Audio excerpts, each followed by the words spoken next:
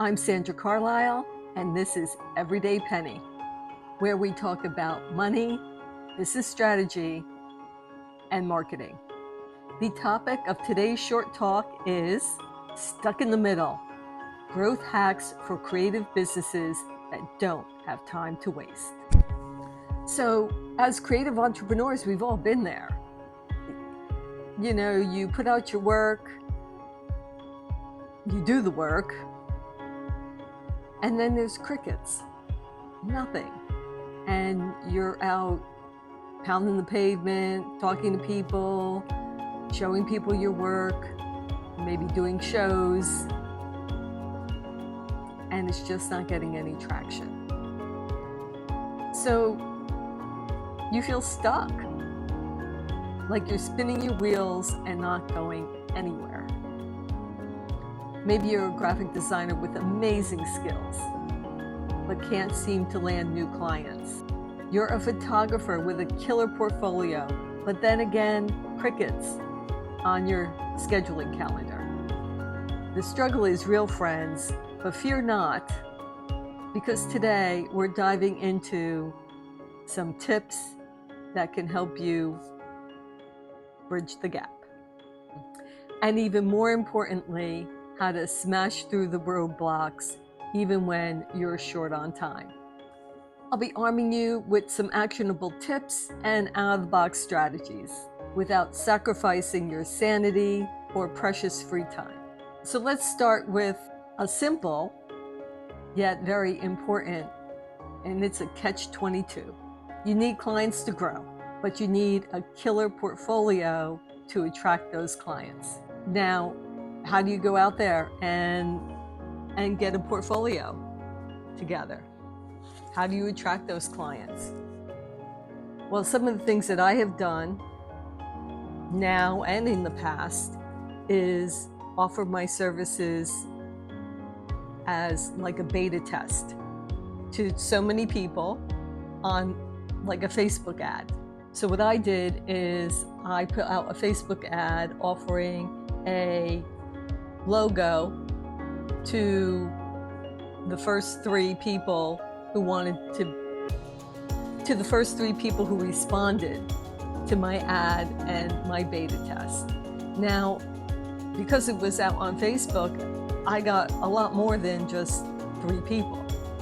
But I did do the logos for the 3 companies that responded first, but I also built my customer base by receiving emails in order to contact these people. So names and emails, and also some information about their company. So if they weren't part of the 3 that I offered for free, I can now contact them later in time or let them know, well, you weren't one of the 3, but I will be back to you and we'll work something out. They do get my services, but they may have to pay for them. They might not be free if they were not one of the 3 in the beta test. But on that, I did post my work. So the people who were attracted to that ad and answered that ad had already seen some of the work that I had done, and that was a very good indication to me that I was on the right track. So that is, a really kind of simple way to start getting clients, is to run a beta test for something, small that you do. Again, your goal is to collect clients, and maybe not clients right now, but also clients for the future, and build your book of business. Another roadblock for you may be content creation. So we all know that we need to be posting and building our social media and letting people see what it is we do as creative entrepreneurs. The way to get more eyes on that is to build up your social media accounts. But building the social media account, you need content, and building content constantly takes time away from you doing your actual work. So a tip here would be to try to combine it. take a video of you doing your work and then post it as content. Do mock-ups of your work and post those. When you do have some clients and you're working for some people, ask for referrals there, and have them write a couple words, or ask them what would be your response to this creative work I just did for you, and ask them if you can post that on your social media. And this way you now have hopefully you've built the relationship with the client, but now you have a referral that other people will see, and it gives you credibility. Now, before I go any further explaining how to get unstuck, if you're liking what you're hearing, please consider sending this video to other creative entrepreneurs who you may think could find some value and benefit from its message. Because word of mouth referrals like this help this channel to grow. You can also hit the subscribe button, which is totally free to you. It shows your support for what I'm doing, and I have to say, I really appreciate it. And it certainly does help the channel to grow. Thank you. Now back to our discussion. There are millions of marketing tactics, and there's getting to be more and more every single day. And with AI, it can be easier to create content and your messaging, but you do need to learn how to use the technology. And the only way to really make the technology yours and have your brand scream is to put in the work in writing the perfect prompts. And they don't even have to be perfect, but if you can put in as much as possible for what you're looking for in the prompt as to what kind of content you want on the other end, it certainly is helpful. But again, you don't just, it's not a one-hit wonder. You do get more time to go back in and redo.